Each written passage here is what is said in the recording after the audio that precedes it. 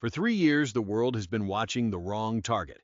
Every analyst, every map, every headline pointed at the Kerch Bridge, Putin's pride, Putin's pipeline, the single road and rail link to occupied Crimea, or so we were told. But on May 29th, Ukrainian military intelligence quietly admitted something the Kremlin has been desperate to hide. Crimea does not have one lifeline. It has two. The second one, the one nobody talks about, runs through three small towns most Americans have never heard of. It is the artery feeding Russia's entire southern army, and right now, drones are circling above it every single night. To understand why this matters, you have to stop looking at Crimea the way headlines look at it. Stop seeing the bridge. Open a map of the Black Sea instead. Find the peninsula. Notice how it sits tethered to the Ukrainian mainland by a single narrow strip of land where the Sea of Azov meets the Black Sea. That strip is called the Isthmus of Perekop. It is the thread that lets Crimea exist as part of any continental army. Now, zoom east. Follow the coastline of the Sea of Azov. There are two main cities along that road, Berdyansk on the western end, and Mariupol destroyed and rebuilt under Russian occupation further east. Between them runs a thin band of asphalt. Drive west out of Berdyansk for a few hours, and you reach Melitopol. Keep going southwest, and the road threads down through the Isthmus of Perekop until it hits Jankoy, the rail hub at the top of Crimea. That is the corridor, the land bridge, the second lifeline. Russia took it in 2022. From the very first days of the full-scale invasion, Moscow's war planners knew this corridor was the prize, not the cities along it, the road itself. Because as long as that road belonged to Russia, Crimea did not need to be an island. Trains could move, trucks could move, soldiers could rotate without crossing the Kerch Strait. The peninsula could breathe. For 2 years, the Kremlin held that road, through brutal fighting in Mariupol, through trench wars along the Zaporizhzhia line, through atrocities the world watched on phone screens. The corridor held. Crimea exhaled, and then slowly the breath started coming back shorter. Because something changed in the war. The Russian Air Force never managed to dominate the sky. Ukrainian drones did. Cheap drones, long-range drones, drones that could fly 200, 300, 400 kilometers, find a target, and put a warhead through a roof. Once Ukraine had drones with that kind of range, the math of holding Crimea changed forever. Every truck on that corridor became a target. Every train, every fuel depot, every ammunition warehouse, every air defense position bolted to a concrete pad along that road.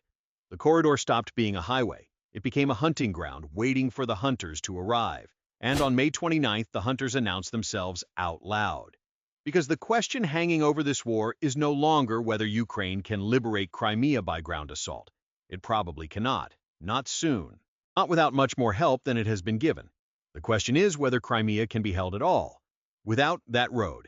Because if the road breaks even slowly, even one ambush at a time, then Russia is left with the bridge. Just the bridge. A single 19-kilometer span of concrete that Ukrainian missiles and drones have already proven they can hit. That is what fortresses forget. A fortress is only as strong as the thinnest road into it. Here is what we actually know happened. On May 29, 2026, Ukraine's main Directorate of Military Intelligence, known by its Ukrainian abbreviation GUR, issued a statement to domestic media. According to the GUR, Ukrainian drones were actively striking sections of the highway running from Berdyansk through Melitopol to Jankoy. The stated goal to disrupt the land corridor between occupied Donetsk and occupied Crimea. That is the GUR's claim. Treat it as a claim. The corridor has not been severed. Trucks were still moving the next morning. The GUR did not say otherwise. They said the road was being hit.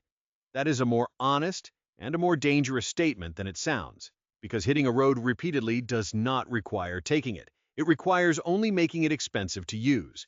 On the same night, according to the Institute for the Study of War, a Washington-based think tank that tracks the war in daily public reports, Ukraine launched a coordinated strike package against Russian air defense assets across occupied Crimea and southern Ukraine. 3 specific targets stand out. The first was a long-range surveillance radar in the coastal city of Feodosia on Crimea's southeastern shore. The radar was an ST-68, a Russian system designed to detect low-altitude aircraft and cruise missiles at long range. ISW reported that the strike on the ST-68 was confirmed by geolocated footage. That is the strongest tier of confirmation in open-source intelligence. We can see the wreckage. We can match it to the map. The second was a Pantsir S-1 missile launcher near Novofedorivka on the western coast of Crimea. The Pantsir is the short-range anti-drone backbone of the Russian air defense network. According to the Ukrainian General Staff, the Pantsir was destroyed in the same operational window. Geolocation for this strike is less established than the ST-68 hit. Treat it as strongly claimed but not yet independently confirmed at the same tier. The third was a Tor M2 system struck near Berdyansk. That puts the target roughly 100.5 kilometers behind the current front line, deep enough to suggest careful intelligence work, not a blind salvo. Again, the Ukrainian General Staff claimed the destruction. Russian sources have not publicly confirmed or denied. 3 layers of defense, 3 different systems, 3 different jobs, all hit in roughly one operational night. And the strikes did not stop at the air defense. According to the Ukrainian General Staff, on the same night and in the days that followed, Ukrainian drones also reached well behind the front. A fuel and ammunition warehouse complex near Melitopol, about 110 kilometers from the line of contact. An ammunition depot near the town of Hrabov, about 72 kilometers in. Even a railway car loaded with fuel near Makivka, only 48 kilometers behind the line, but in a heavily defended zone. ASW noted these claims and flagged that some, not all, were supported by visual evidence. Take a step back from those distances. 110 kilometers, 72 kilometers, 48 kilometers. These are not the distances of a desperate single drone slipping through. These are the distances of an attack profile, a pattern of reach, and the targets are not random. Look at them again. Radars, missile launchers, fuel, ammunition, rail cars. These are not symbols. These are the inputs to keeping the Russian army in southern Ukraine alive. Erase those inputs one at a time and the army does not die in a battle. It dies on a spreadsheet. That is the language to remember here. Not collapse, not encirclement, erosion. This is where the story leaves the news cycle and enters the engineering. Forget the politics for a moment. Forget the Kremlin's slogans about a sacred peninsula. Look at Crimea as a logistics problem. To keep a modern army alive on a peninsula, you need 3 things flowing in every single day: fuel, ammunition, replacements. Cut any one of those streams for long enough and an army stops fighting. Cut all 3 at once and an army stops existing. Russia has 2 ways to push those 3 streams into Crimea. The Kerch Bridge, a single fragile span across a saltwater strait already hit by Ukrainian strikes more than once. And the overland corridor, the highway through Berdyansk, Melitopol, and Jankoy. Most people looking at a map assume the bridge is the prize. It is not. The bridge moves trucks and trains in a narrow column. It is visible from satellites. It is targetable from the sea. It is patched, repaired, watched, and feared. The Kremlin spends a fortune defending it. The overland corridor moves more, quietly, constantly, across hundreds of kilometers of road and rail. It is harder to defend because defending a single bridge is geometry. Defending a 600-kilometer corridor is economics. And economics is where Russia is losing this war. Here is the mechanism. Drone like the Ukrainian long-range strike platforms, names like the Lifeline family, or modified naval drones repurposed for land use costs in the tens of thousands of dollars at most. A few $100,000 if the variant is heavy. The targets they kill, a Pantsir S-1, a Tor M2, an ST-68 radar, cost in the tens of millions of dollars each. The math is brutal.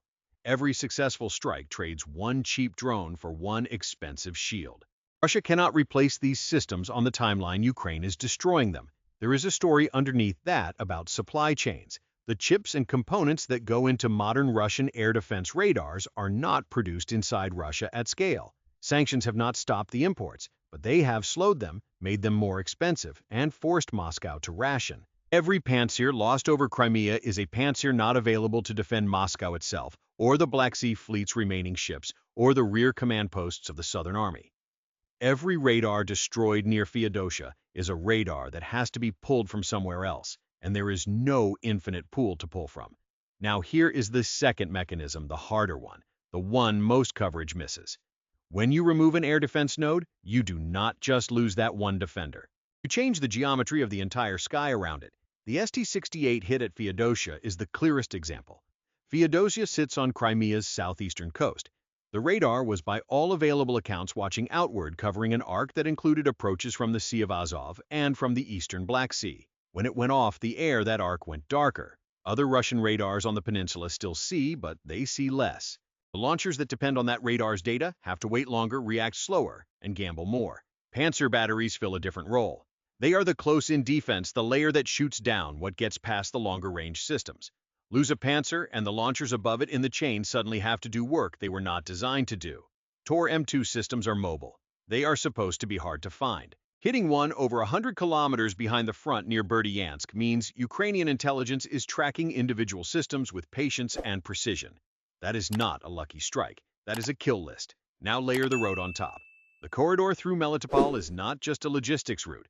It is also where many of those air defense systems were deployed to protect power substations, repair depots, supply dumps, and the road itself. When the air defense thins, the trucks become more vulnerable. When the trucks become more vulnerable, the supplies get scarcer. When the supplies get scarcer, the remaining air defense gets used up faster trying to protect what is left. This is a feedback loop. Engineers call it a degradation spiral. In a degradation spiral, every loss makes the next loss more likely.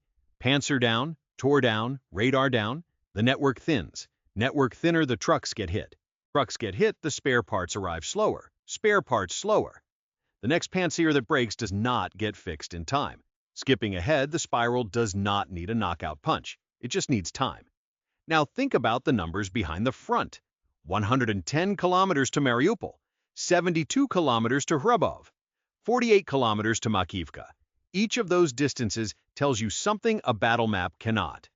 They tell you that the safe zones inside Russian-held territory are shrinking.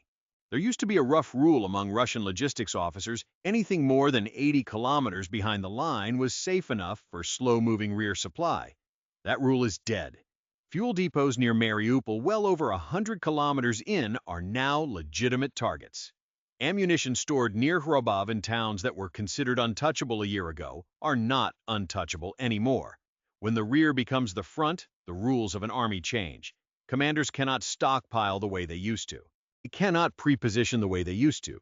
Every fuel dump has to be smaller and more dispersed. Every train has to move faster on less predictable schedules with more decoys. All of that costs money. All of that costs time. All of that costs efficiency. And efficiency is the silent currency of any army still trying to win. And there is a third layer underneath all of this, a political one. Crimea is not just terrain. It is the founding myth of Vladimir Putin's third decade in power. In 2014, he took it.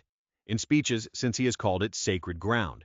Russian children are taught a version of history in which the peninsula is by destiny Russian.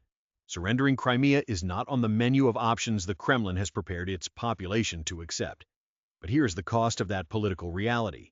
Once you have promised your nation that a piece of land is sacred, you cannot defend it like ordinary territory. You have to defend it with the best you have. The newest air defense, the most experienced crews, the most expensive radars, and when those start dying, you cannot quietly fall back to a cheaper line. Every loss is a political signal as well as a military one. That is why erosion is so dangerous to Russia. A regular army can absorb attrition. A symbolic army cannot. This is where I would invite you to imagine the inside of a Kremlin briefing room. The map on the wall. The pins on Feodosia, Novofedorivka, Berdyansk, Mariupol, Hrabove. The numbers next to each pin getting smaller. The questions in the room are not about glory anymore. They are about which other front has to give up a panzer this month, and what happens when there are no more spare panzers to give. Russia has more men than Ukraine. Russia does not have more time. And every drone strike against a radar, a launcher, a rail car, a road buys Ukraine more time and burns more of Russia's. That is the engine under this story. Not heroism, not headlines. But where does this go? There are three plausible paths from here. Each one says something different about how this war ends. Let me walk through them honestly. The first scenario is the dramatic one, the Crimea collapse story. In this version, Ukraine's strikes thin the air defense to the point where major military bases on the peninsula Sevastopol, Saki, Belbek become indefensible. Russian commanders pull air assets back to the mainland. Russian morale on the southern front cracks. Within a year, Crimea becomes a strategic ruin. Russia cannot use. Honest assessment. I do not think this is the most likely path. Not yet. The damage is real, but the network is large. Russia still has hundreds of air defense systems and millions of dollars to throw at the problem. Collapses do not happen in a single news cycle. Anyone telling you Crimea will fall by the end of the year is selling you a story, not analysis. The second scenario is the opposite, the status quo story. Russia rushes in replacement. Panzers repairs the radar at Feodosia, hardens the corridor with more electronic warfare, and absorbs the losses. Ukraine keeps striking, but the strikes plateau. Crimea stays under Russian occupation indefinitely. The peninsula is bruised, expensive, but functional. This is plausible. It is the path the Kremlin needs. But it requires something. Russia is running low on high-end air defense hardware that is not also needed elsewhere. The Black Sea Fleet has already been pushed out of Sevastopol's main basin years ago. The Russian army's air defense reserves are stretched between Moscow's perimeter, Kursk-occupied Donetsk, and Crimea. There are only so many pantsires to go around. That brings us to the third scenario, the most likely one in my judgment, the slow islandification of Crimea. In this version, the air defense network never collapses, but it never recovers either. The corridor never gets cut, but it never feels safe again. Russia keeps holding Crimea on paper, but everything about holding it becomes more expensive every month. Trucks move in convoys, trains move at night. Pantsers are concentrated around the bridges and bases, leaving wider gaps over open ground. Ukrainian drones find those gaps. By the end of 2026, in this scenario, Crimea does not fall. It just functions less. And the political pressure inside Russia to either commit massive new resources to defending the peninsula or to negotiate a future where it might be conceded begins to grow in places where it was unthinkable 2 years ago. This is where I would place my bet.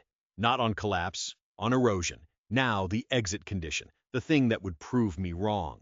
If in the next 90 days Ukrainian long-range strikes against Crimea drop in frequency and effect, meaning fewer named systems destroyed, fewer geolocated confirmations, fewer reports from ISW about successful interdictions, then we are watching the status quo scenario hold and the third scenario fails. Watch for that signal. Frequency is the truth teller, not headlines. The other exit condition is the opposite. If in the next 90 days Russia loses 2 or more major air defense systems per week and is visibly unable to replace them, then we are not in slow erosion anymore. We are inside the first scenario, and a much larger event is coming. Either signal will tell us which story is real. So this is the moment to mark on your map. May 29, 2026, the night a long-range Russian radar in Feodosia went dark. The night a Pantsir launcher near Novofedorivka stopped reporting. The night the highway through Melitopol stopped being a road and became a kill zone after sunset.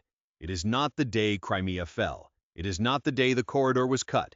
It is the day the math changed. If I am right and the slow erosion continues, we will start seeing the signs in the most boring possible places. Shipping schedules, repair backlogs, quiet announcements about new air defense deployments to Crimea that should not need to happen. Watch for those signs. They are the heartbeat of a fortress turning into a trap. And in the next few weeks, expect Russia to respond. Not with a new offensive, with a new defense. Because Putin understands what the rest of the world is only starting to see. That Crimea, the symbol, has become Crimea, the burden. If this breakdown was worth your time, share it with someone who needs to see it and subscribe so you never miss the next one.